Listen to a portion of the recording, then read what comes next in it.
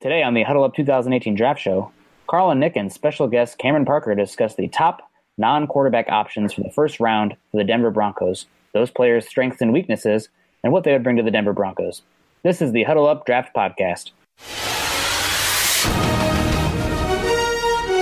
Welcome to the Huddle Up Podcast, your go-to show for all things Broncos.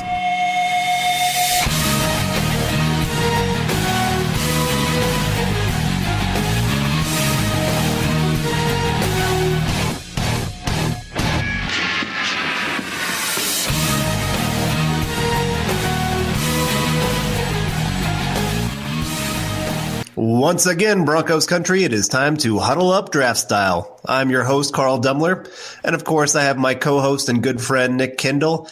And ladies and gentlemen, we are joined by another good friend of ours, Cam Parker. Gentlemen, how are you this evening? I'm doing great. You know, I feel like I've been podcasting for like 5 straight days. But no, I'm doing well. Luckily, you know, when you do those podcasts 5 straight days, you know, there might be that tendency that you lose your voice, and well, I haven't reached that point yet, so we're good. I don't think I could ever lose my voice. I could talk forever. I mean, I used to always get my report cards when I was a kid. I'd get straight A's or pluses or whatever you want to call them, but I'd have comments and it would say excessive talking. So I was born to do this, you could say. So I'm ready, and draft is right around the corner, so we're actually getting in an extra episode for all you listeners. So be thankful that the weather is bad and we're all stuck inside, at least on my end. I know Carl's about to blow away in Kansas. Yeah, we have blizzard warnings here. We were supposed to have prom this weekend in our town, and they had to postpone prom. That's how bad it got. So they were doing dinner at my church. So the whole church is decorated in prom stuff. And yeah, they won't be able to use it till tomorrow. So yeah, I'm wondering how my congregation is going to respond to all this fancy dinnerware all around the church. But we're here, and we're excited to talk NFL draft. And I couldn't be more excited when you messaged us and said, "Hey, anybody want to talk some football today?" And this weekend I feel rejuvenated. Listened to some 90s and early 2000s music with my wife for quite a few hours last night, and man, I'm just like, let's do this. So very excited. Yeah, I know the feeling. I'm doing mock drafts galore on my show. Like, I'm basically dedicating my show like the old mock drafts, and Nick was part of it for the second mock draft. And I mean, doing mock drafts basically from the start of April to now, I just want it to be the draft, like really, like right now. I can understand that. It gets tough when you're picking about the same players most times. And it's hard to mix those up. But anyway, the Huddle Up 2018 Draft Show's focus is all things that pertain to your Denver Broncos, especially as it relates to the upcoming NFL Draft in 2 weeks. With Nick and myself, and of course, Cameron, being draftaholics, we will be bringing you fresh insight and analysis each and every week in every single episode. From scouting reports like today, player value, scheme and personnel fits, and general draft-related banter. You can follow myself on Twitter at Carl Dumler MHH, as well as follow Nick at Nick Kendell MHH and Cam at Cameron Parker PO. Be sure to tweet us any questions or opinions you have, because we live for talking Bronco football. You can also follow the podcast Twitter account at HuddleUpPod, and make sure you check out ours and our co-writers' written content at MileHighHuddle.com, a part of Scout.com, an affiliate of the CBS Sports Digital Network. We know you listeners are as football, draft, and Bronco crazy as we are. So please give us a click and subscribe to us on iTunes as well as Stitcher. And don't forget to share us on Facebook and Twitter. And we wouldn't be here today without you listeners. So as a call to action, please go and take the time, go to iTunes or Spreaker to rate and subscribe to let your voices be heard on how you enjoy the show. I don't know about you guys, but I love this time of year, obviously, with the NFL draft. But one of the big things that is always happening right now is this is the season of lies when it comes to football. There's new information that's put out there every single day. It seems like the top 5 changes all the time. A month ago, it was that Sam Darnold was the obvious first quarterback. There's no way that he's not going to be the first quarterback. Now there's talk of Josh Allen going first. Giants, who are they going to take? Jets, obviously, they traded up. Which quarterback do they like? Browns, would they be willing to trade out of that 4th spot? Bills, Miami, Arizona, who's trying to get into that top 4 to get ahead of the Broncos? And, of course, the Broncos. I mean, there's tons of stuff that I think it was Ian Rappaport said that he doesn't think the Broncos will take a quarterback at pick 5. There's others. I know Benjamin Albright has kind of talked that he thinks Broncos really love Quenton Nelson, and that's the direction they're going to go. Who knows? Right now, it just seems like nobody knows how this top 5 is going to go. And I mean, even pick number 1. Usually by this point, we kind of know who's at least going pick number 1. We don't know that this year. At least I don't. Do you guys know? I still think it'll be Darnold, but honestly, it could be Allen as well, which would be incredible. But who knows? Yeah, same. I think it's Darnold, but I mean, that's the beauty of the draft. I say it all the time as my introduction to when I do my mock draft shows. It's the ultimate poker game because you have no idea. We can do all the mock drafts in the world, but we don't exactly know where it will line up eventually. I mean, the best possible outcome of who we think is going to be picked is when that actual card is sent in and the pick is announced. I mean, that's about the only way that we'll actually know who is the actual pick, especially in this draft where there's just a lot of question marks along the board of who will go where. Definitely. Well, we thought we've talked a lot of quarterbacks because that's obviously the most important position in the NFL, maybe even more than head coach. I mean, there's always that debate in New England of who's more important, Bill Belichick or Tom Brady, to the success of the Patriots. I don't know where you guys stand, but we'll kind of leave that in behind right now. But with 2 weeks out, there is a real possibility that quarterbacks go top 3, that the 3 quarterbacks the Broncos don't like, or the 3 quarterbacks the Broncos do like, are all gone, and we get to that 5th pick, and the Broncos are left without a quarterback option. And in that scenario, we wanted to talk about some of these top guys and where we think they would fit, how they would fit, strengths, weaknesses, what they bring to the table, just the whole picture of what these kind of players are and where we would be willing to take them in the draft and how happy or sad or mad or whatever you want to call it we would actually be if they were the pick. And I know, Nick, you were one that if it's not a quarterback, you're going to be pretty upset. I mean, but maybe we can find a guy that you could not be exactly ecstatic and running down the streets saying that we're going streaking, but at least maybe doing a fist pump that this is the guy that the Broncos got. And so let's start with one of the main guys a lot of people seem to really be linking to the Broncos because they have a need. And he is maybe one of the best, if not the best player in this draft, maybe the safest player. We'll talk about that here in just a second. But this guy, Quenton Nelson, who is an offensive guard from Notre Dame, he is 6'5", 329 pounds, has 33 3/4 inch arms, 10 3/8 inch hands. At the NFL Combine, he put up 35 on the bench press, had a 26.5 inch vertical, 105 inch broad, 7.65 second 3-cone, and a 4.62 20-yard shuttle. And I guess, Nick, how about you start with this? What are your thoughts here on Quenton Nelson? How much do you like him, not like him? What are your thoughts here? I really like Quenton Nelson. He's probably my second favorite guard I have scouted since I've started doing this. I mean, he doesn't really have a true weakness to his game other than the fact that he is a guard. He mauls people in the run game. He's very technical. I mean, that dude's got huge, heavy hands. I mean, when he gets his mitts on you, you don't get off. And he can move you at the point of attack. He's mean. He's smart. I mean, he's everything you're looking for at a guard. I don't think he is an elite athlete for the position. I think he's efficient. He's an efficient mover when he is asked to pull block, get to the second level, even get out the hash marks. But you're not seeing highlights of him running 20, 30 yards down the field like we used to see guys like Brandon Scherf and Zach Martin, two of probably the highest rated guards to be drafted in the last 5 years. He's a different level athlete than those guys. I think he's stronger. He's bigger. He's better inside in that regard. He can move guys off the point of attack, but he's not an elite athlete.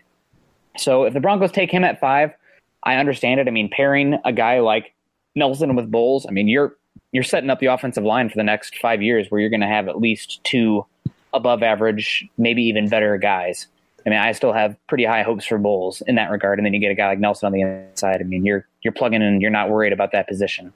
I just don't know if it's the best use of the 5th pick when you have so many other guys on the inside that, honestly, just because of athleticism and whatnot, and getting it in the right spot, might end up better picks.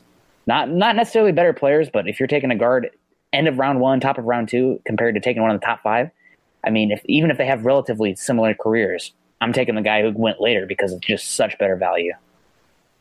Cam, let me ask you this question. He is 6'5", has that 33 and 3/4 inch arms, 10 and 3/8 inch hands. And there's been some talk in the NFL that there are some teams looking at him to maybe make that switch to offensive tackle, which, I mean, that would increase his value. 1, to have that kind of versatility, and 2, tackles are just more valued. Although in the NFL today, if you're looking at contracts, guards are catching up. But still, that offensive tackle, that's been a position of question. Now, obviously, with the Broncos, because they just got their right tackle through a trade, so he would obviously start at guard. But could you ever see the possibility that the Broncos would be looking at him as that offensive tackle? I think they could. Seriously, think about it. I mean, he's athletic enough. Clearly, if the Broncos do, in fact, love Quenton Nelson, it isn't the fact that they love Quenton Nelson just because he's a guard. And I don't like the narrative where he is just a guard, where people just view him as a guard. Like Nick said, he may not get down the field for 20 yards down the field, but I mean, he's still athletic enough, I think, that on the initial reaction when the ball snapped, that he has that. I mean, there was that one video, I can't remember who did it, but where I think a pass rusher was coming from the right side, and he saw it out of the corner of his eye and knocked the guy in his butt. I mean, he has that type of quickness and reaction where it's not 20 yards down the field, but it's enough of a reaction to the point where he can still, keep his quarterback safe. And I think that has to be strongly considered. And I think that the Broncos, that's probably why the Broncos really do strongly view Quenton Nelson as a possibility at 5 because of exactly that. I mean, especially if you think of Jared Veldheer, I mean, it was a great trade in essence because, like Elway's always done, he likes to secure question marks at a good amount. So, but he's also nearing the end of, or he's nearing the end of his career, I should say. And so I think that for the Broncos and getting Quenton Nelson, it allows that versatility, which has been Elway's strong suit when looking at offensive linemen. And so Quenton Nelson definitely kind of fits that bill. Nick, let me ask you this. Is Quenton Nelson the surest bet in the NFL draft this year? You know what? I'm going to go with no because defensive players tend to hit at a higher rate than offensive players. I don't know why that is, but there are stats out there to prove that. I mean, a lot of early offensive line picks don't hit. I mean, quarterbacks as well, obviously. But in the last, I think it was 20 years, I saw a study that actually guard in the top 10 has a higher bust rate than quarterback, believe it or not. Granted, the sample size is putrid. And when you have Chance Weremark and Jonathan Cooper up there, both of those guys, massive busts in the top 10, that definitely has an impact on that small sample size and the rate.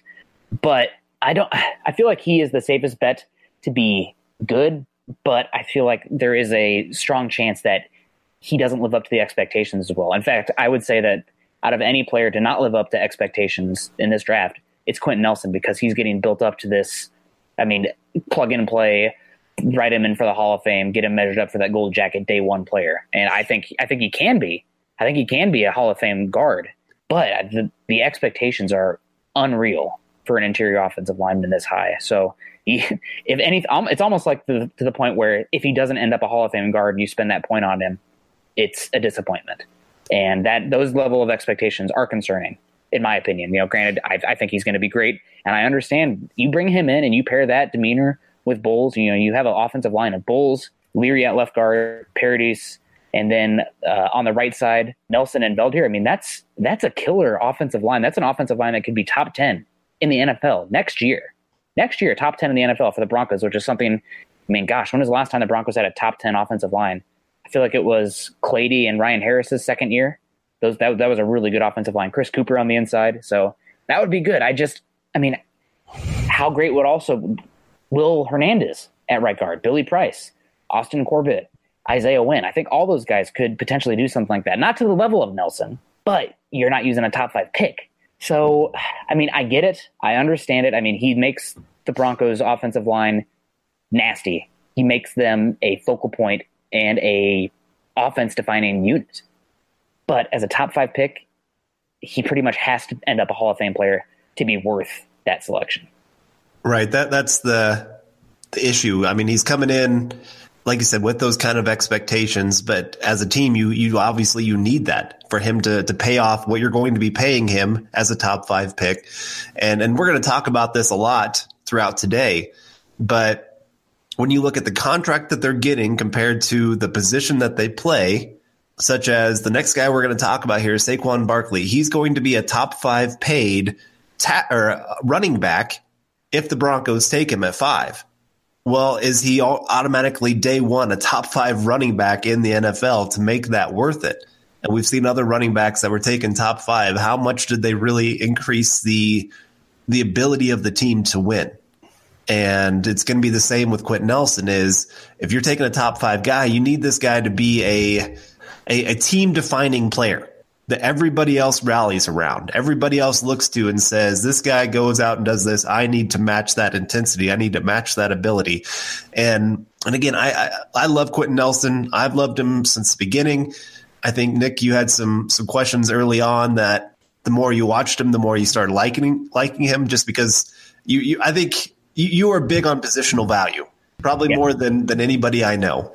And I can't blame you because it does matter when it comes to the NFL. But the more you watch Quenton Nelson, the more you just see this guy is a bona fide star. He's one of those guys that has earned his right to be taken in a top 5 pick, top 10 pick. But again, it's just, can the Broncos get better value? Can the Broncos get more win possibilities from another position just by adding that player? And guard is just not one of those positions that you look at and say, we had a great guard and our team all of a sudden wins 10 games. I don't think you can really say that. So it's tough. I wouldn't be upset if the Broncos got Quenton Nelson because, like you said, it helps to really fill out the entire offensive line. You have starter quality players at every single position on the offensive line. And that's something the Broncos have not been able to say in a long time. And like you said, if they can have that top 10 type unit, they can do a lot of good things. But I also look at the Dallas Cowboys when Tony Romo went down before they got Dak Prescott, and they still had a top 10 offensive line. They still had a running back that went for 1,000 yards, but they were a bottom 10 NFL team because they just were not getting the production from the quarterback position. They were not getting the production from the defense that they needed to actually go out and win games. So again, as great as having a top 10 offensive line is, it's not the end all be all of being able to go out there and win. Yeah, I'll take a great coach, quarterback, or front four over a great offensive line, personally. That's just me. Agreed completely. Well, let's keep moving on here because we do have a long list of guys that could be really considered for that 5th overall pick for the Broncos. And this next one is a guy that, he's considered by many to be the top prospect in this NFL draft. He is a guy that, if you were building a football player in the lab, this is the guy that would come out of that lab, and that is Saquon Barkley, running back for Penn State, 6 foot, 233 pounds, 31 3/8 inch arms, 9.5 inch hands, ran a 4.40, bench press 29 times, has a 41 inch vert. And just to put that into some perspective, he benched more times than Joe Thomas, ran faster than Devin Hester, and has a vertical that's higher than Julio Jones. He also set the record as a running back with a 405-pound power clean at Penn State. And I don't know how much do you guys work out in the gym? Are you guys big-time lifters? I know that I work out, but that's kind of on my way to Cinnabon. So, yeah, I like to do the arm curl where it's beer in my hand to mouth. Ooh, that's a good one. Yeah, I know, especially if it's got a good hop portfolio underneath the nose. But we'll save the craft beer talk for another time. But no, I used to do weightlifting when I was in high school, where I was going for records, and I have to say, I do own the state record in Kansas for 155 pounds and less on the squat. Wow. Yes. Good for you. I set my elementary school sit and reach record. Ooh. So yeah, look, it wasn't because I was flexible. My family, all of us have, before we hit puberty, freakishly long arms.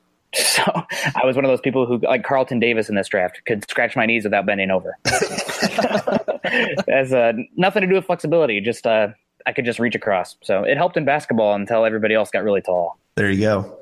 Well, like I said, Saquon Barkley, one of those guys just built in the lab for the NFL, and just freakish athlete. I mean, his speed, his size, his jukes, his everything. I mean, his favorite player growing up was Barry Sanders, and you can see a lot of Barry Sanders in his game, of his ability just to make people miss and to turn a negative 2-yard run into a 90-yard run. I mean, that's the ability that he has. But I guess when I'm watching Saquon Barkley, I'm just going to put this out there, then you guys can respond to this. It seems like it's home run or just not a whole lot at all. That is called feast or famine, my friend. There it is. Yes. He has that to his game. And you always think of those running backs that just, like, I'm trying to think the Bills running back. LaShawn McCoy. There you go. I mean, and that's usually one of his big comparisons when teams are looking at him. And I can see it a lot because LaShawn McCoy, he has that ability just to, like I said, turn a negative 2-yard play into a 90-yard touchdown. And you're just going, man, that guy just did it by himself. I mean, he just made something happen out of nothing. And it's great to have that on your team. You need something like that. I mean, that spark that can just completely turn a game around. But at the same time, LaShawn McCoy can have those times where he doesn't keep his offense on schedule because he's trying to do almost a little too much, trying to bounce it outside when there's a 4-yard run up the middle because he wants more. He wants that big play. And I see that here with Saquon Barkley some.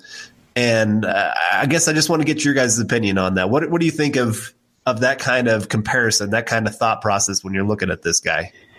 Well, I know for me, it's funny that, he said himself, Barry Sanders, because me and being the lofty person that I was, I actually did see a lot of Barry Sanders in his game just because he has the ability to make people miss. And, Eric and I were talking about it on the podcast that I did recently and with Saquon, and he in some ways is that new wave NFL. Where, it's guys like Le'Veon Bell, guys like Christian McCaffrey that have the ability to literally stop for half a second and see holes develop and make them pay for it. Now, that in some ways is a once-in-a-generation running back, and I think that Saquon Barkley is kind of that once-in-a-generation running back. But unfortunately, the problem that I have with Saquon Barkley potentially at 5 or in the top 10 is the fact that the running back class is so deep. And to that matter, that there are players that could potentially be better than him. You think of guys like Ronald Jones, for example. So, I mean, so there are potential players that could end up being a better prospect than him just because of how deep the running back class is. I really like Saquon Barkley. However, to me, he is the type of player that you don't take unless, A, you already have that quarterback there that can utilize a guy like that, or B, you have a fantastic offensive line.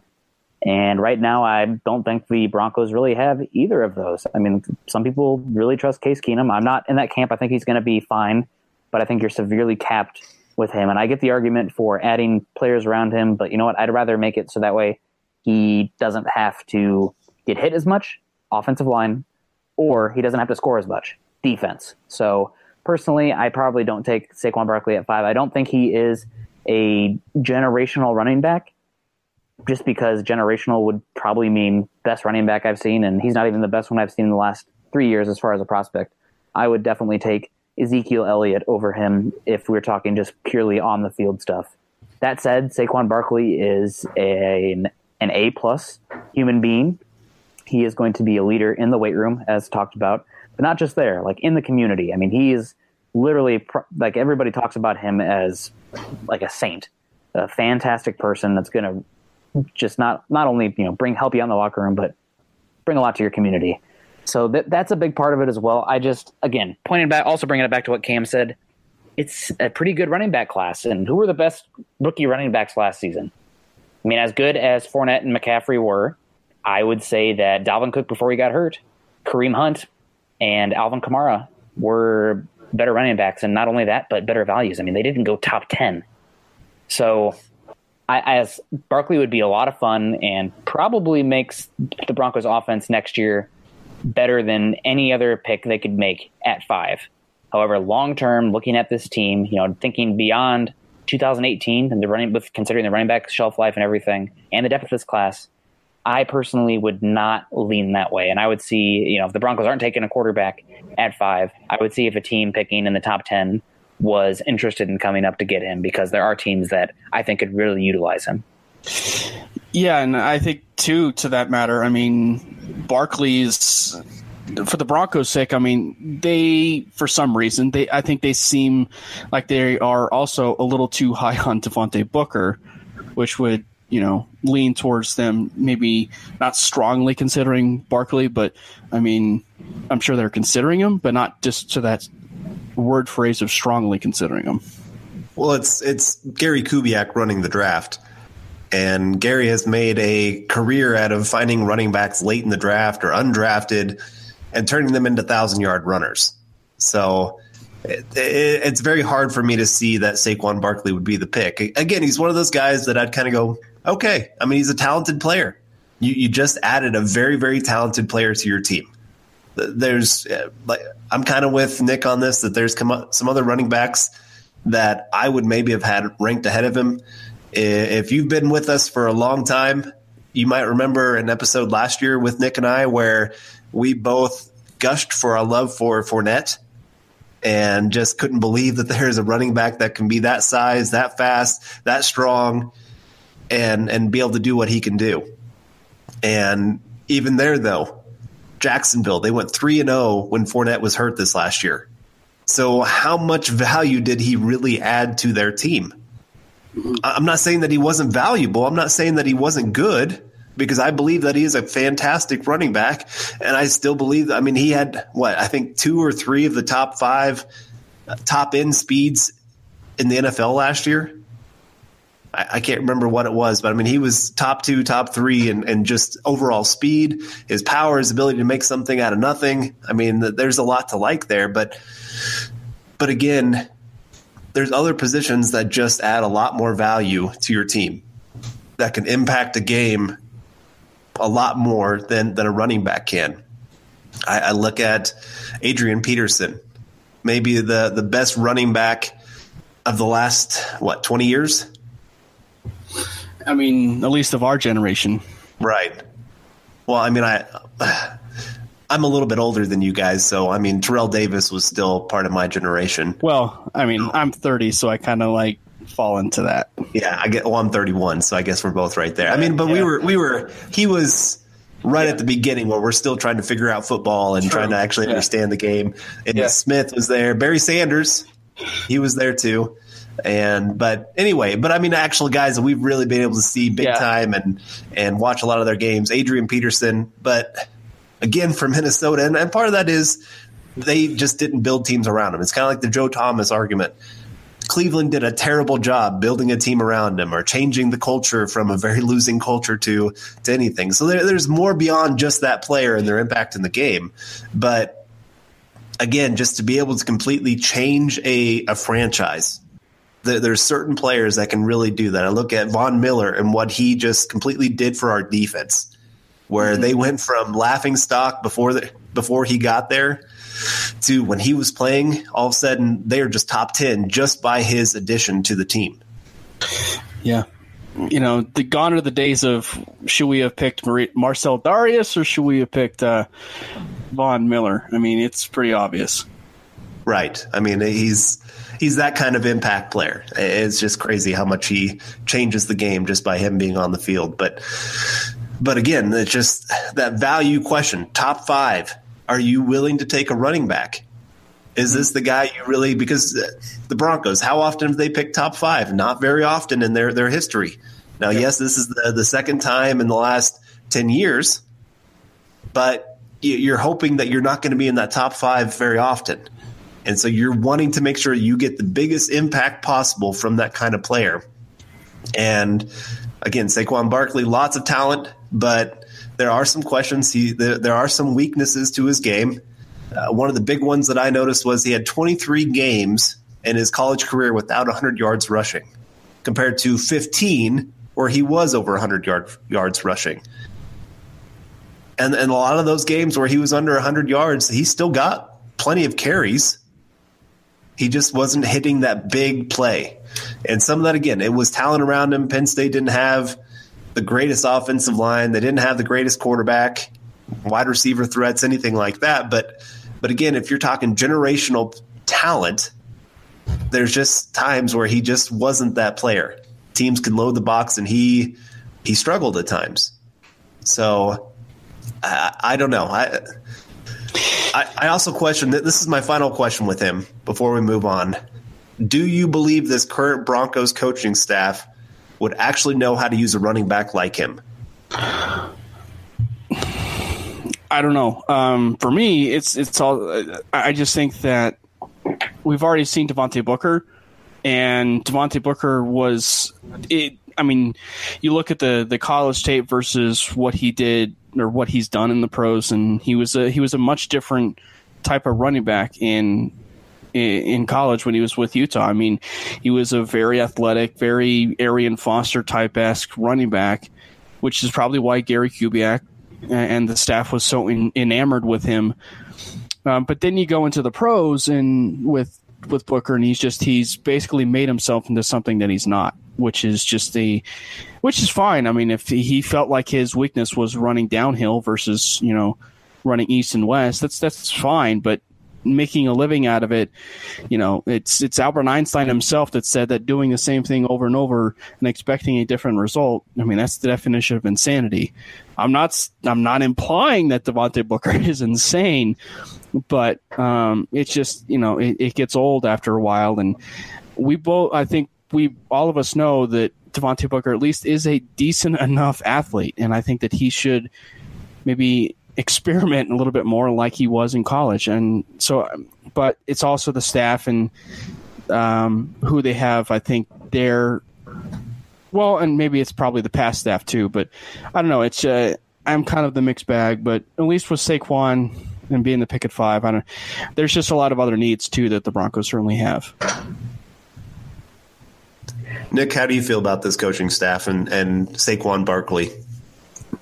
I think he is the type of player that you need to be intelligent about how you use him. He's not a guy that you want to bang between the tackles 25 times a game. You want to get him 15 carries, some of that zone stretch, some of that outside, maybe some power with a pulling guard. But then you also want to get him outside the hash marks, get him on a reverse even, get him in slot, and let him be a matchup guy against a linebacker. So I'm not sure what exactly Musgraves is going to bring this year. It's going to be dependent on how they fill out this offense with the draft and what's remaining of free agency. But I think Barkley's a guy that the coaching staff would look better because he's there.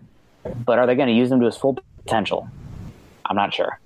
All right, well, let's keep moving on here. And this is this next guy.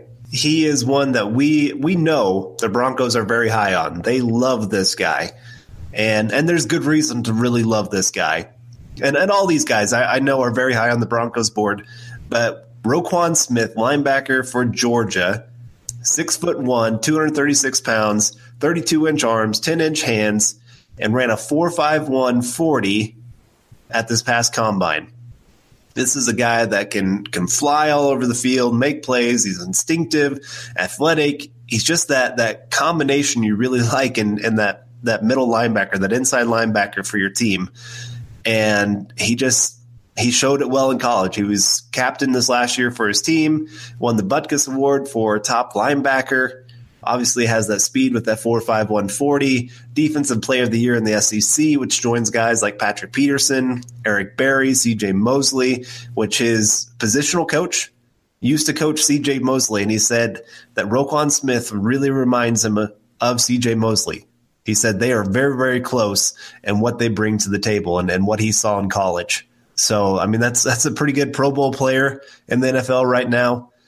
And a guy that brings some leadership as well, defensive captain, and it just about most things that you really like. He's a sideline-to-sideline player, can actually do well in coverage.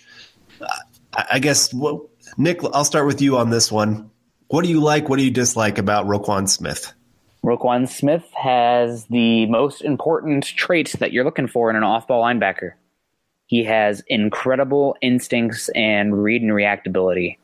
Watching his tape, you hardly ever see him in the wrong spot or take false steps. I mean, he is just flowing with his hair on fire, sideline to sideline, able to cut off guys. I mean, watching him play Oklahoma this year in the Rose Bowl was amazing. In the first half, I thought he was a little bit, I wouldn't say sluggish, but he was getting eaten up, which his biggest weakness is that if you run right at him, if you get offensive linemen on him because the defensive line isn't eating those guys up, he can get washed out. I mean, he's not the biggest guy. But the second half, he was getting through garbage. He was making plays behind the line of scrimmage, outside the hash marks as a linebacker. I mean, it was incredible. And he's apparently an incredibly intelligent guy, a great leader.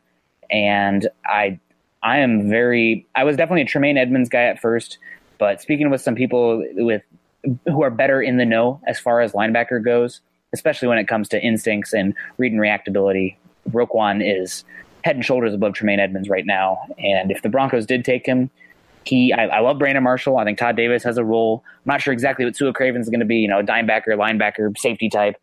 But if the Broncos got Roquan Smith, I'm 100% sure that he would be the best off-ball linebackers the Broncos have had since Al Wilson. Wow, that's big talk there. Yeah. I mean, Cameron, he's good. Oh. he is so good. I mean, he's a new age linebacker. I think he is, you mentioned C.J. Mosley. I think he's a better athlete than C.J. Mosley. He moves better in space. And I think he's the type of guy, you see all these guys like Christian McCaffrey coming into the league now and Alvin Kamara and these matchup tight ends. You got to have guys that can match up with those guys. Roquan Smith is the answer. That's the type of guy you need. So I'm very much intrigued by him. I think 5 is a little bit high. Just a little bit high for him, but if the Broncos could trade back and stay in the top 10 and still get him, I mean, he has more positional value than a guard or a running back. It's still not, edge rusher, quarterback, offensive tackle. What's the last one? Cornerback. But I mean, I think he's a hell of a player, and Broncos are quite high on him. Cam, do you see him the same way? In some ways, for the Broncos at 5 in particular, in some ways, there's a lot of similarities between Roquan Smith and Saquon Barkley. Just for this, and it's just for the simple argument that the linebacker position is in some ways kind of like the running back position. It's a pretty deep linebacker class. So if the Broncos were to not take Roquan Smith, it's not the end of the world, because you can get a guy like Leighton Vander Esch if he doesn't, surprise people and get into the first round, which he might. I mean, I think he will. Latest is he will. But you can get a guy like Fred Warner. You can get a guy like Josie Jewell. Guys that are there later. But then Jewell came in for a visit, and Jerome Baker as well. But anyway, but Roquan Smith, to Roquan Smith though, he's that old school, new school type linebacker, in my opinion. I mean, he's that guy that is ferocious, for basically that is an instinctual linebacker. He's one of those players that, if you basically have the cerebralness of a linebacker that understands a play and moves 2 seconds before the play begins, they know exactly the play happens. And Roquan Smith has done that his entire collegiate career at Georgia. and he has it in spades. I mean, he's a guy that he can run sideline to sideline. He can mix it up with a guard, or just the big boys of the offensive line. He's not afraid to help in the run game, which is, one of the biggest keys and one of the biggest struggles of linebackers for the Denver Broncos. And the Broncos themselves, made it a priority publicly that they wanted to draft a linebacker high. I don't know if it's going to end up being number 5 high, but I do know that the Broncos would love a guy like Roquan Smith, just because, as far as the talent and the player that they are, like a guy like Roquan Smith or Brandon Marshall, I mean, you need that. And so for the Broncos to end up getting back to the epic defensive proportions of a 2015, you need a guy that can be a Danny Trevathan and a Brandon Marshall, guys that are same in skill set in essence, but can have the ability to do both things. And for Roquan Smith, he has the ability to cover, running backs. He has the ability to cover tight ends. Brandon Marshall has the ability to cover tight ends and cover running backs. It's just, if you have a blend of both that can do a variety of different things, it makes your defense that much better. And in some ways, it wouldn't be surprising if the Broncos got a guy at 5, because, I mean, Shane Ray wasn't exactly in need when the Broncos drafted him. He obviously fell too, but same with Bradley Roby. The Broncos didn't exactly need Bradley Roby. He fell too, but they ended up drafting him. So it might end up working out in the end. I actually honestly value an inside linebacker like Roquan Smith. I put him up there with that of the value of a cornerback. In today's NFL, with the athleticism of tight ends, the athleticism of running backs, to have a linebacker that you can leave on the field and know that they're going to do well against those kind of players, that they're going to be playmakers, both coming down in the run game, dropping back in coverage, being a leader on the field. Luke Kuechly, when he was coming out, oh my goodness, I was screaming at the TV for the Broncos to trade up to get him, because the idea of him being in the middle of our defense and just leading the way and just getting everybody right where they needed to be, the instincts to know exactly where the play is going. I don't know how many times I watched him in college where he looked what the offense was set up as, and he just goes, yep, it's going to the right. And he's like already taken 3 steps to the right before the ball's ever snapped. And so he's right there. He's got the athleticism to make the play without having to take those few extra steps, but he's already there anyway. And I look at Roquan Smith and I see that very, very similar ability. I don't have him ranked as high as I did Kuechly, but he's that next guy for me. And so of the players that we're talking about today, honestly, he might be my top guy. If the Broncos took him at 5, that I would be happiest about. Well, I would even say maybe the most logical aside from Quenton Nelson. I mean, because if the Broncos don't end up taking a quarterback, I mean, there's buzz that they may end up trading back. So, I mean, the Broncos could end up targeting Roquan Smith there in the teens if they do end up trading with Buffalo or whoever is on their radar. I would love if we traded back and still was able to get him, adding more draft picks plus getting a top player like Roquan Smith. That would be a pretty, other than quarterback, that would be a very good situation, very good dream scenario for the Broncos. And before we move on here to the next guy, because we're starting to run a little long here, which is what's new, right? There is some talk that his medicals at the combine did not come back 100% clean. So that's something to watch going forward. We could see potentially, if these medicals are really a concern, which I've heard mixed reports on this, that we could see a little bit of a Roquan Smith tumble. Not very far, but potentially out of the top 10. Which might happen. Maybe like Miles Jack when he was a top 5 player? Not that far. Okay. But because he's not coming off an ACL or something like that. But potentially, if those medicals are a concern, which I've heard, again, mixed reports on this, he could fall out of the top 10. Okay. Well, let me throw out a few names here before we move on and just put them how you would rank them. CJ Mosley, Hassan Riddick, who you loved last year, Nick, Miles Jack, Anthony Barr, Ryan Shazier, and Roquan Smith. These have been some of the top taken off-ball linebackers of the past about 4 or 5 drafts. How would you rank these guys? For me personally, I would have Ryan Shazier number 1, followed by Roquan Smith, then CJ Mosley, then Anthony Barr. Actually, Anthony Barr over CJ Mosley. So Ryan Shazier, Roquan Smith, Anthony Barr, CJ Mosley, Hassan Reddick, and then Miles Jack, just because of that medical. I mean, there's a reason he tumbled down coming off that ACL. You weren't completely sure what you were going to get, so that was the reason. Also, there was talk that he would have a very short career because of that knee. Right. Cam, how would you rank him? For me, the Ryan Shazier being at number one, and I mean that's fine. It's just I think his recent injury though scares me off. Are we talking coming out though? Yeah, I'm talking just coming out of college. Okay. Watching these guys, how would you rank them? Maybe Ryan Shazier number one, but for me, I would probably still go Anthony Barr at number one. Miles Jack, I think he's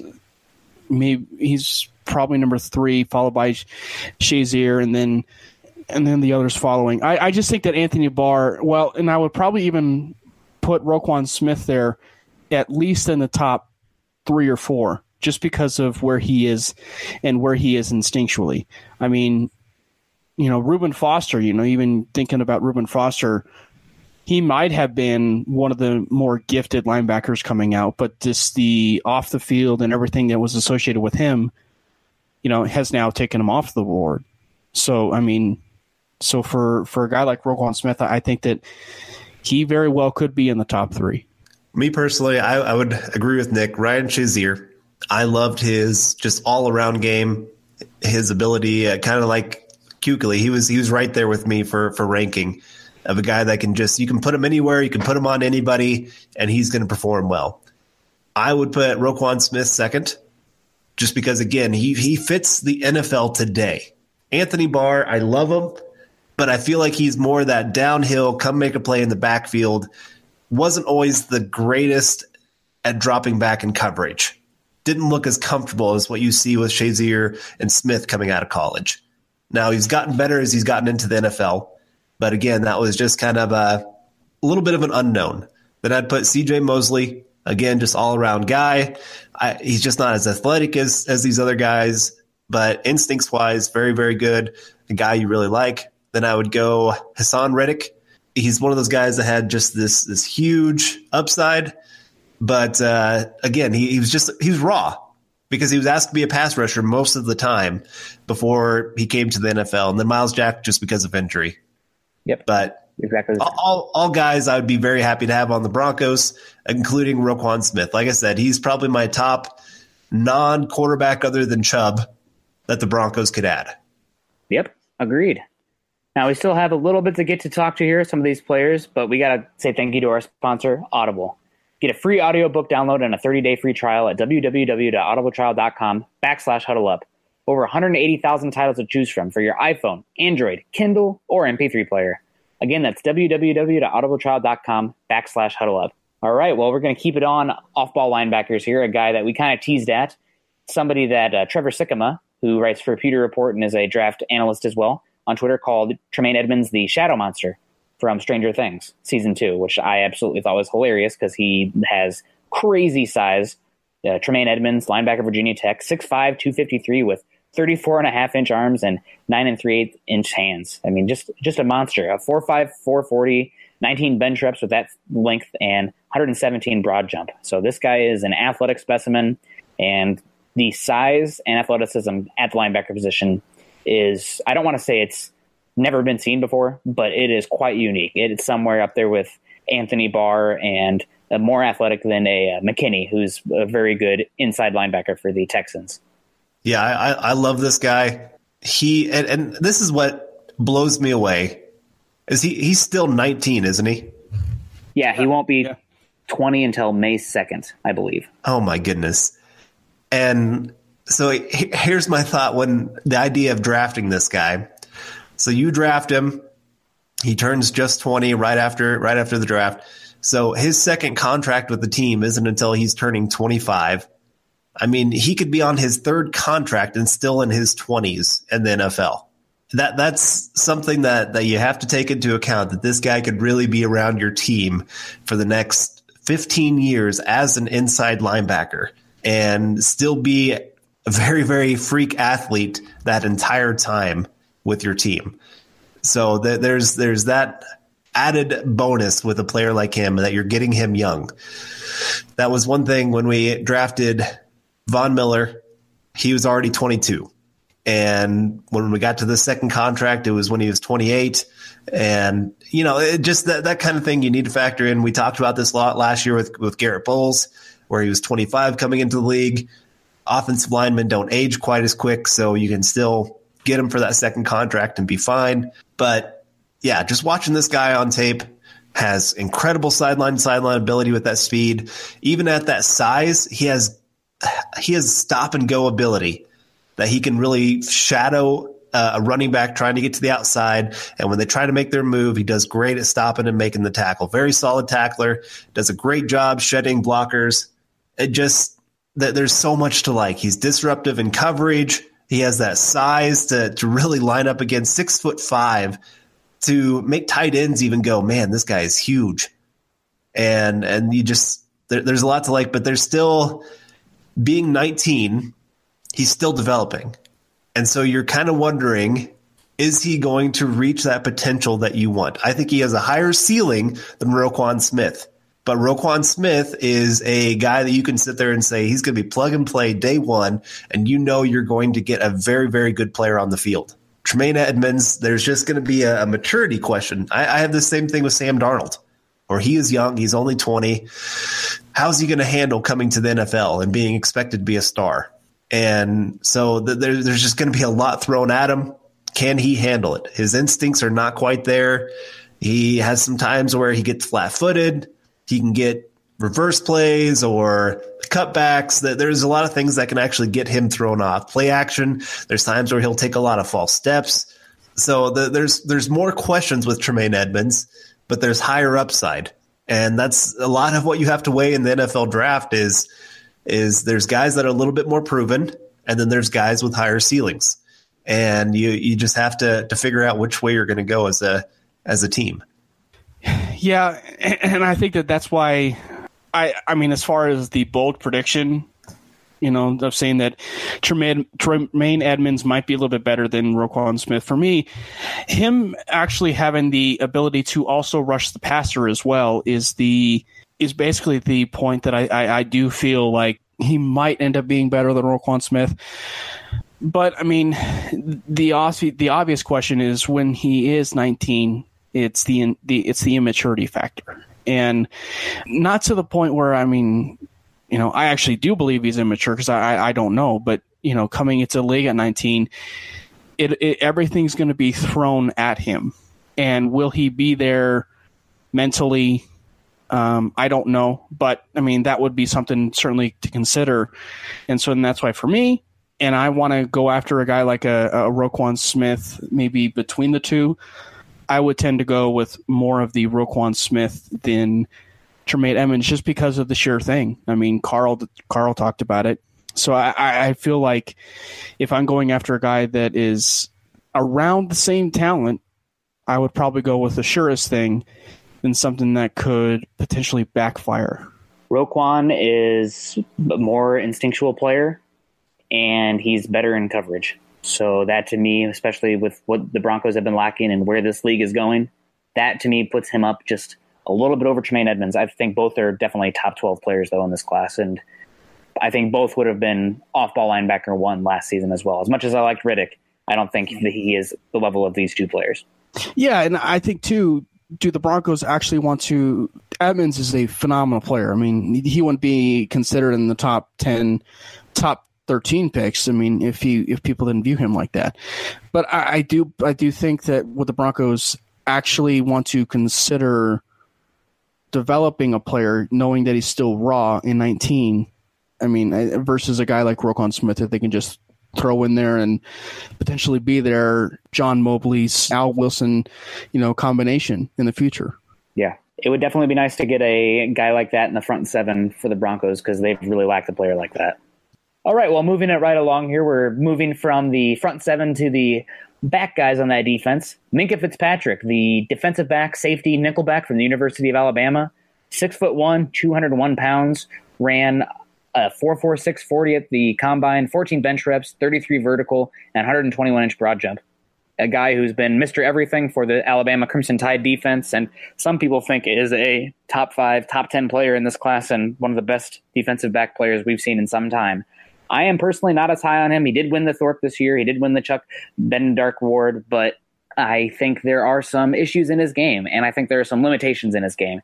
He's a good athlete, but he's not the Jalen Ramsey level athlete where he played safety for a great defense and then can project as an outside corner. I don't see that being Minka's role. I see Minka much more like a player like what Malcolm Jenkins is today for the Philadelphia Eagles. He is a free safety, not a strong safety, but a free safety that can come down and play nickel and match up against tight ends, running backs, or slot corners as a nickelback.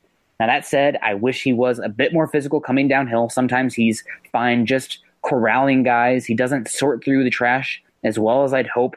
And being a safety, especially a guy that is going to be left alone now, single high if you're playing free safety, especially in a cover 1, I wish he was better coming down and just breaking down and wrapping guys up. A lot of times he's fine biting at those ankles or letting his Alabama teammates, at least what I saw on tape, corral them if he gets in front of them. He's not super aggressive and he doesn't drive that shoulder into guys' chest and stop their momentum.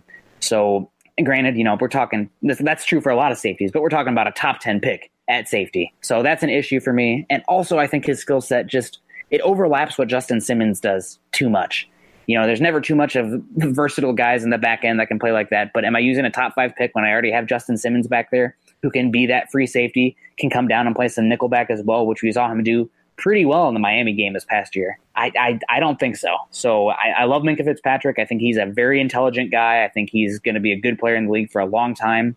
But with the 5th overall pick, heck, even a top 10 pick, personally, I'm not going that way. Yeah, and I think, too, even if he is that Sua Cravens type player, we already have a Sua Cravens, and the Broncos are pretty high on him. And so that's why I think that the possibility of the Broncos going after Minkah Fitzpatrick is fairly low compared to the players that we mentioned above, I should say. And so I think that's not to say that Minkah Fitzpatrick could potentially have a role here, but I mean, it would be a different position. So I just think that, for what he is and what he is as a player, I think he's a really good player, but the potential, I think, of him potentially being that Jalen Ramsey or Aqib Talib that some people have been comparing him to, it's asinine in some degree, because the only way that he can ever get to that point is actually if he truly profiles like that player. And I don't think that Minkah Fitzpatrick even remotely profiles Aqib Talib, and I don't even think he remotely profiles Jalen Ramsey in that regard. So I 100% agree. There's 2 things for me that give me pause when it comes to Minkah Fitzpatrick of missing out on him. One, his ability to force turnovers. The Broncos have been missing that a lot. Aqib Talib is a guy that can make turnovers. Chris Harris isn't really a big turnover guy. He's more of that lockdown, just make it where you're never going to throw to that side of the field kind of guy. Darian Stewart at the free safety position, he's not really a big turnover guy. He's more of a come down, be a big hitter, be pretty smart back there, but there's times even he got caught out of position this year. Justin Simmons could be that kind of guy, but I don't think he's quite to the level of a Minkah Fitzpatrick. And so I think you add him onto the team, and he is that guy that could really turn games just because of turnovers. He's that rangy, his ability to come down, make plays in the backfield, that kind of thing. And the second thing that he brings that the Broncos have been lacking so much on their entire team is that of leadership. They just don't have the leaders that they had. And I think this is one of the most underrated things of that 2015 team. They had a lot of great leadership. Obviously with DeMarcus Ware, Peyton Manning, but there was other guys, obviously with Danny Trevathan. I will continue to say this until my dying breath. Danny Trevathan was the heart of that defense. His ability to come up with a big play when they absolutely needed one, to be that guy that kept that intensity, that when there was a mistake made, he was the guy to step up and say, we're not going to let another mistake happen. I love what he brought to this Broncos team, and I thought he was very, very much missed the next year. Carl, we might fight on this. I have a question for you. Okay. Who was the bigger loss for the defense, Danny Trevathan or Malik Jackson? I will say Danny Trevathan. Wow. I thought after working this podcast with me so long, I'd knock some sense into you. I guess not. So I get you from an emotional standpoint, but man, an interior pass rusher like Malik. I mean, look at the contracts, and also look at the health of Danny Trevathan, which was a concern also. Well, I understand that, and I understand why they let him go. I understand why they picked Brandon Marshall over him. I understand that completely. Long term, yes, I'd probably want Malik Jackson. Like you said, that interior pass rusher is something that's hard to find, that guy that can stay on the field in both the run and the pass like he could. Everything that he brought to the table was great. But again, impact for that 2015 team, I would still say Danny Trevathan was a bigger impact player. I think you should ask Tom Brady. and the 12 QB hurries that Malik Jackson had in that AFC Championship game. I understand that. I do. Again, I'm more, this is the non-statistic side of things. This is the emotional where you can't really judge how much a player meant or didn't mean to a team. Okay. I just, like I said, Danny Trevathan, I have a soft spot for him because I just loved that pick. I loved him on the field, everything that he brought. He just, every play, every game, he brought 100%. All right. Well, I can't say I'm 100% with you in that regard. I like Danny Trevathan. I thought he was a good player, but I think Malik Jackson's just a more rare player in skill set and valuable skill set. But I hear you from the leadership standpoint. Now, speaking of leadership, you have the coach on the field in Minkah Fitzpatrick, but we're going for another guy who's apparently an incredible leader, an energy guy in the practice, in the locker room, and that is Derwin James, safety from Florida State. 6'2", 215 pounds, ran a 4.47 40, so bigger and faster than Minkah, and just an overall dynamic athlete. He was a huge recruit get for Florida State and had an incredible freshman season. Unfortunately, his sophomore season was cut short in this past season. It looked like he was slow to start the season, but every single game that I watched him, I feel like a lot of people tuned out of Florida State because they were not very good after Francois got hurt. But watching Derwin James, I felt like he got a little bit better every single game. And by the end of the year, I thought he was the best safety in all of college football, and he is a guy that I think fits better for the Broncos defense. I don't think they will go safety with that 5th pick, but if they do trade down and let's say with the Bills and Derwin's there at 12, I would be about jumping at him. I think he fits in very well with what they're looking for. I think Darian Stewart is not long for this roster. Derwin James is a type, he's a best of both worlds. You know, he can play that deeper safety like Simmons, and he can play in the box like Cravens, but he is a strong safety to the core. And I think he can come down, he can match up in man coverage with tight ends and running backs. He is a big hitter. Some people compare him to Cam Chancellor. I don't think he's that big of a hitter, but I think he's more athletic. I think you can get away with him more in man coverage.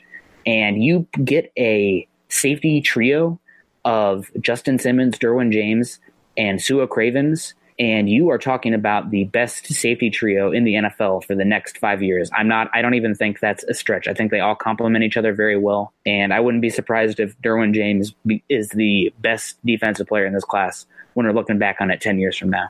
We have a friend of ours, Scott Porter, who was on the show with me one time, if you listeners remember. There have been 2 safeties that he has absolutely pounded the table for, Ed Reed and Derwin James.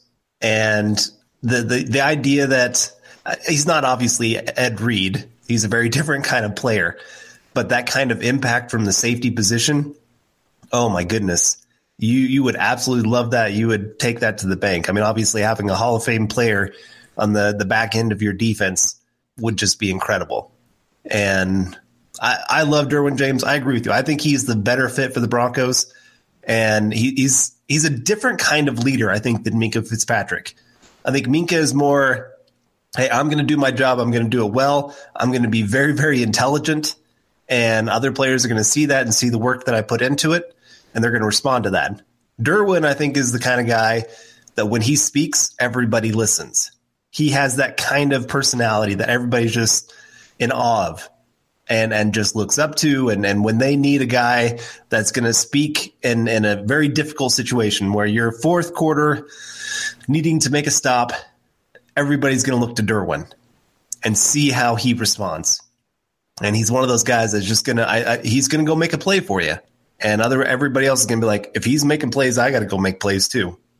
So I would love him. There is some concern with it. I mean, he had the injury with the ACL, and like you said, he started out a little bit slow this year, but you saw obviously that got healed up pretty good. But there's just not a whole lot of concern with him other than the injury. Every once in a while, he can get caught out of position. But otherwise, there's just so much to like about his game. Like you said, he can drop back in coverage. He can do man coverage. He can do zone coverage. I watched on one play where he was in zone coverage, and he did perfect transition where the guy was leaving his zone. He saw that his teammate was picking up that guy, came back, saw that there was a guy cutting across the field right into where his zone began, and he just close that gap where the quarterback didn't even have a chance to throw that pass. They were trying to get two people into his zone, get him confused on who he was supposed to be covering. He played it perfect.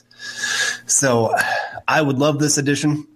I would love it more if we traded back and got him, because like you said, just that safety position, it's not a huge need for the Broncos right now. Of all the positions that the Broncos have, I would put safety very, very far down on the list of need. But again, if you're talking about just adding talent, if you're talking about adding guys that you think could really have that 10, 15-year career, and you're looking back and saying, we do not regret that pick one bit, Derwin James is one of those guys. Yeah, and I think, we were talking about it. The one word that, is evidence between Derwin James and Minkah Fitzpatrick is consistency.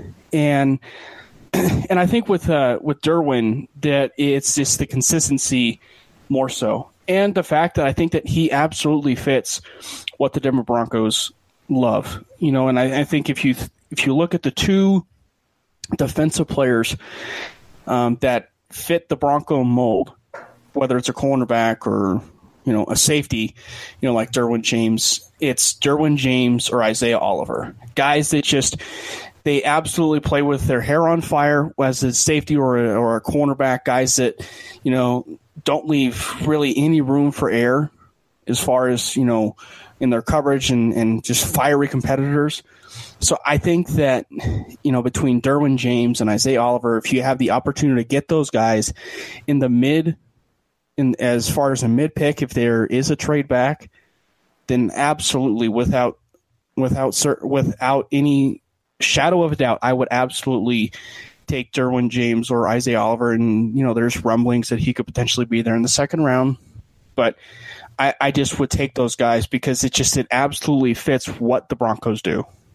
All right, well, let's move on to our final player of this podcast, and this is a guy I've actually seen him mocked to the Broncos quite a few times lately, and it kind of shocks me every time I see it, and maybe it shouldn't, because it is a position of value. It is a little bit of a position of need, and he is a very talented player. I'm not going to take anything away from him, but anyway, that is Denzel Ward, cornerback of Ohio State, 5'10", 191 pounds, ran a 4.32 40, had 16 on the bench, 39-inch vertical, 136 broad jump, was a first-team All-American, and just by most considered the very top cornerback in this draft. Now, it depends on the scheme type that you run. If you're not a man team, if you're more of a zone team, he's probably not your guy. If you like those bigger cornerbacks, obviously being 5'10", he's not your guy. But I love Lance Zierlein's NFL comparison for him, Chris Harris. And anytime you see that as a Bronco fan, obviously you got to pay attention, because Chris Harris, one of the best cornerbacks the Broncos have ever had in their franchise's history. There's other guys that rank above him, obviously, but one of the best diamonds in the rough the Broncos have ever found for their team. And adding Denzel Ward, that kind of cornerback, to this team, and keeping that cornerback group solid, or really good, actually, with Roby now getting that opportunity to start, Denzel Ward getting that chance to either play in the slot or outside, Chris Harris, wherever you want to play him, obviously. But this guy, he's got a fire to him. He's a sticky player. He's a guy that can really even kind of bait a quarterback into a bad throw, can play inside, outside, has fluid hips. he doesn't leave any room for anybody to run. He's great in run support, even though he's smaller. But I guess, does it shock either of you two that he's being considered for that top 5 pick for the Broncos? Personally, for me, I think that it speaks more volumes to the lack of an elite corner. Like last year, he's not Marshawn Lattimore, who I believe was the 11th pick. He should have been the 5th pick. He should have gone to the Titans 5th overall. He was that good. But here we are. What can you do? Titan's going to tighten, I guess. But I think it speaks to the value of cornerback and the lack of elite players at position of value at the top of this class. So he's the best cornerback in this class, in my opinion. I think he's much more of a Jason Verrett / Pac-Man Jones than a Chris Harris. He is, I like cornerbacks who are sticky, and the word that I like to use for him is pests. Guys that are always in your hip pocket as a receiver, and no matter which way you try to go, he's just right on you. And that's Denzel Ward for me. But at 5 overall, I think that his problems with size, his issues challenging at the catch point against bigger receivers. Just go to the Indiana game against Simmie Cobbs Jr. for prime example 1. He struggles too much against those big boundary guys, and it's going to be an issue with possession guys. It's going to be an issue with the red zone receivers. So personally, I would not take him at 5 because I think he's going to have issues there. He's not a true number 1 corner, but if you're looking for a man corner who can play inside outside and can be a true complement to a longer press corner on the outside, he is going to be a damn good one in the league. So if the Broncos, again, at 5, I would not take him. But if you're trading back from 8 to 12 and he's there, I am happy with the pick. For me, it's also going into the college game a little bit. It's also a huge testament to the Ohio State program, because as far as consistency and, just even with the whole consistency of the whole position of cornerback, Ohio State might end up being one of the few schools that's cornerback U. The days of Bradley Roby and Marshawn Lattimore and now Denzel Ward, it's just there's that one. Malcolm Jenkins would be another one.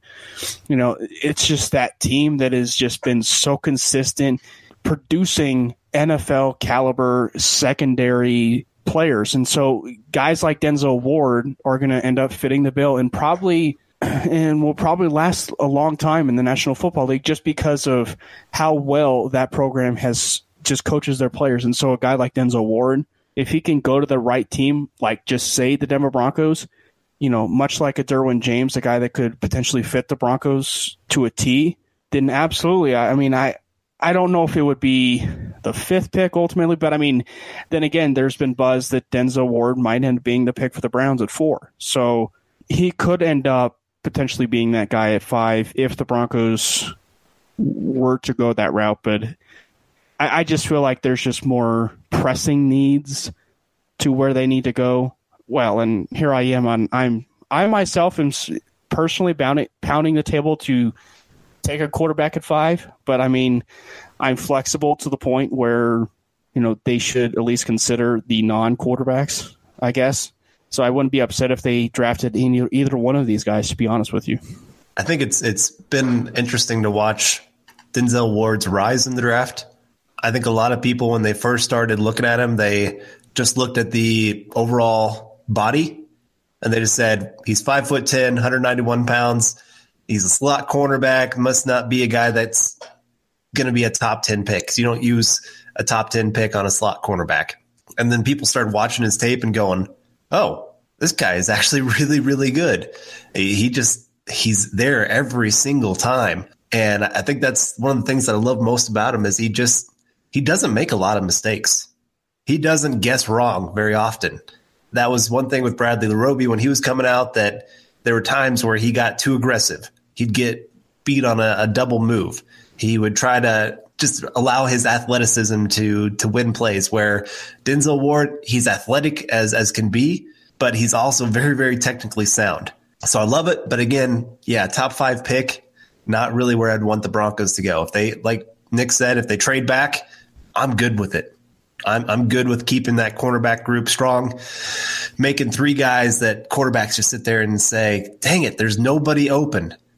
and just having to throw it away, letting our pass rushers get there. I love keeping our defense strong. I think as much as everybody wants the Broncos to really add to the offense, and they need to, I still would rather them not neglect the defense. There's a lot of defensive players here with this first overall pick, or not first overall, but the first round pick for the Broncos that I think would be huge additions to this team and could keep them very, very strong. Chubb, obviously, one that a lot of people are very interested in. Roquan Smith, Denzel Ward, Derwin James, all these guys are ones that added to this defense, add something big to them and keep them as one of the stronger units in the NFL. So great group of players. I think this is one of those really tough podcasts because it's almost like admitting there's a chance that we are not going to get our quarterback, that we're not going to get the biggest impact that we could possibly get. The Broncos are in that weird spot there at 5 where they are really having to watch what everybody else does in front of them. And like I said, right now it's hard to know exactly where they're going. The Giants, I don't know. It seems like about every player has been mocked to them at some point. And I don't know if they even know who they want because they're kind of in that limbo of, we have Eli Manning, a 2-time Super Bowl winning quarterback. How do you move on from him? I mean, you look at the last year when he was benched for a game, the uproar of the fans. So can you admit that you are moving into a new era, or do you want to try to capitalize with that Super Bowl winning quarterback and see what you can do? If you add an impact player like a Barkley, like a Chubb to that defense after they lost JPP, there's a lot of different directions that they could go. They could trade out of it with the Bills, who have been rumored to. I mean, it's not a rumor. It's they want to get up there. That's why they've tried to get the picks that they have and tried to clear up. I mean, they're up at 12. They're trying to get higher up, but there's just so many question marks, and we're less than 2 weeks out. That's what's crazy, is how much we do not know about the top 5 right now. Yeah. So not to be that guy, but I mean, it's of all the players, that we talked about, Denzel Ward, Minkah Fitzpatrick, Derwin James, Saquon Barkley, Roquan Smith, all these guys. Is there one player, Quenton Nelson, is there one player that is, of all the logical candidates that could potentially be picked at 5, is there one player that we could gear it towards? And for me, it would probably just be the non-sexy pick. It would probably be Quenton Nelson. I'm going to cheat and go with a guy that we didn't really talk about so much. We probably should have, but due to time constraints, we didn't. But Bradley Chubb. That's definitely cheating, I know. But I think Bradley Chubb, there's no way he gets past 4 based on everything I've heard. It's like he's either going 2 or 4, but he's the best edge rusher in this class. He's kind of a Joey Bosa light, where he's a technician, very strong, an edge setter, and a really good fit, not for the Broncos base 3-4 so much, but rather for the sub package, which honestly is becoming the biggest part of defenses these days. More defensive backs out there, the better, because teams are playing with 3 wide receivers more than ever. So Bradley Chubb, I think, is the number 1 non-quarterback guy on my board. And if he's there for the Broncos at 5 and they don't want to go quarterback, I think that's the pick, because as we've talked about, Shane Ray and Shaq Barrett might not be on this roster for very much longer. And you get a guy like Bradley Chubb, you can pair with Von Miller for the next 5 years. I mean, that's exactly what you want. So besides Bradley Chubb, who we didn't talk about so much on this podcast, if you guys have anything about him, throw it out there. Besides him, though, it's a tie for me with Roquan Smith and Quenton Nelson at 5. That being said, I think I'd rather trade down from 5 if you're not going quarterback and somebody wants to come up and get a quarterback. I'm going to go Roquan Smith. I said it earlier that he would be the one guy that I would kind of do a little fist bump, or a little fist pump. That's the word I'm looking for. Unless my wife's there, then I'll give her a fist bump. But no, Roquan Smith. Actually, I'm going to be watching the first round of the draft with one of our listeners, and I'm very, very excited. He invited me to his house. He's going to make me some food and told me not to bring anything. So I'm very, very excited for that. So shout out to him. But Roquan Smith, I just love what he'd bring to our defense, that leadership, that intensity, that athleticism, the instincts. There's just so much to like about him. And I have wanted that inside linebacker that you can plug in there and just be that star player for us, that Kuechly, that Ryan Shazier kind of player for us. I just feel like our defense has really been missing that. I like the guys we have, but I don't love them. They're replaceable. Brandon Marshall is good, not great. Todd Davis is a very good run stuffer, but he can be abused in the pass game. And he's just, again, another guy that you can replace pretty quickly. You can upgrade. And I just, that's an area that our defense really struggled last year. We gave up the most touchdowns to running backs and tight ends combined than any other team in the NFL last year. That should be a stat that really, really sticks out to Bronco fans, because I know as much as we focus on the offense, if you want to fix the defense, it is the middle of the field that has to be fixed. And do you have anything specific about Bradley Chubb, since we're not going in super in depth? Probably a little bit of an oversight and a time excuse here that we couldn't get him in. I love what he'd bring to the Broncos day one. I've talked about it on here of getting that second great pass rusher opposite of Von Miller, how much that would mean to the team. I look at the Chargers and what they can do of mixing and matching their guys of Joey Bosa and Irvin and they just, that's such a good combo. And so if you have a weak tackle or two tackles, you are going to get destroyed by that defense. And right now, Von Miller, there was no player that was double teamed more than Von Miller this last year. That's how little teams respected the other guys, or maybe it's how much they respected Von Miller. I think it's a combo of both, but we just don't have that guy. I know there's a lot of people who are really hoping Shane Ray can really come out of his shell this year, that he can stay healthy and get on the field and really be that impact player. But I have my doubts about that. And Shaq Barrett, he's better as a role player. We've talked about it ad nauseum on this show, so I'm not going to go too much into that. But Bradley Chubb, he just brings an intensity. He brings technician. He brings a guy that you know what you're getting. The safest players in this draft to me are Quenton Nelson and Bradley Chubb. You know what you're getting from them. It might not be all pro, but you know you're at least going to get good. And you want to get good. Yeah, I would even add Roquan Smith to that mix as far as safest picks in the draft as well.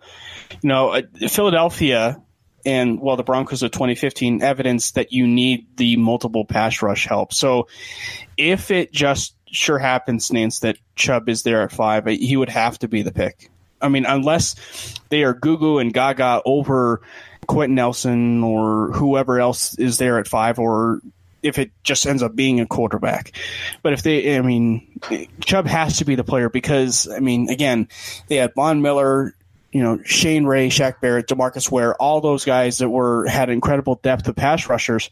And with Philadelphia, with the plethora of pass rushers that they had during their Super Bowl run, it's absolutely a need to have an incredible amount of pass rushers. And if you can have that on the Denver Broncos and have a pretty good one at that, and a good one that could be that soon-to-be Von Miller heir for at least a few years if Von Miller wasn't here, then absolutely you 100% have to take Bradley Chubb if he is magically there at 5.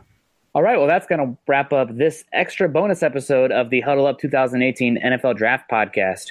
You can find Carl on Twitter at Carl Dumler MHH, Cameron at Cameron Parker PO, and myself at Nick Kendell MHH. Also, make sure you head on over to Mile High Huddle, an affiliate of Scout.com and a CBS Sports Digital, to find ours and our co-writers' latest articles related to all things Denver Broncos, not just the draft. However, obviously this time of the year, very draft heavy.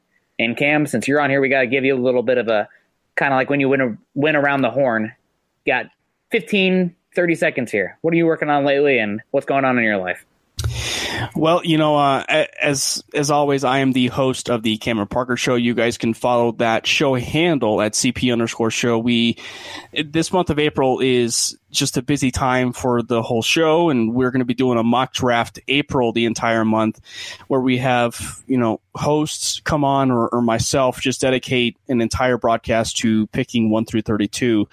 It's an exciting time just because it's April. It's that month as we get closer to the draft. So the best way to engage our audience and gauge the audience is to do the best way possible and to get mock drafts galore. And, I did one with you, Nick, and hope to do one with Carl, and I did one with Sarah Bettinger as well. So yeah, it's an exciting time for the show, and I'm very fortunate to even have you guys on the show as well, and very blessed to be a part of the Mile High Huddle Up podcast. And Carl, what's the latest with you? What do you have coming out? I am mostly focusing on the draft right now. That's just kind of where football is at. And so I got a lot of draft-related articles coming out, player profiles, guys that I think are good matches, not good matches for the Broncos, where they're going to go, I think, in the draft. And so I'm excited. Those should be coming out in the next couple days. Awesome.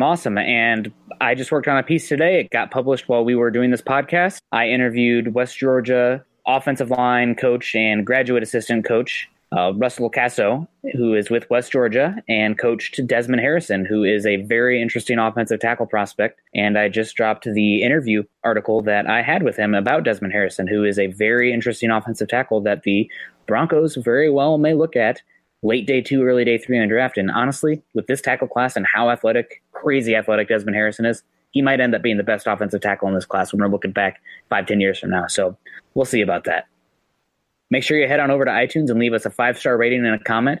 Your support can help us continue to bring you our Denver Bronco deep dives. We aren't just here to bring you the news, but an in-depth analysis each and every week from team building, game planning, and 365 days a year of covering the Denver Broncos. You can follow the Huddle Up podcast by subscribing to us on iTunes and for Android users, Stitcher, as well as check us out on YouTube. You can follow us on Twitter at Mile High Huddle and at Huddle Up Pod. Again, please be sure to subscribe and rate us and reach out to us, as we love interacting with you fellow Bronco fans. For Carl Dumler and Cam Parker, I'm Nick Kendell, wrapping up another episode of the Huddle Up Draft Podcast. We hope you enjoyed it, and we will see you next week. Go Broncos and go draft. Mile High Huddle.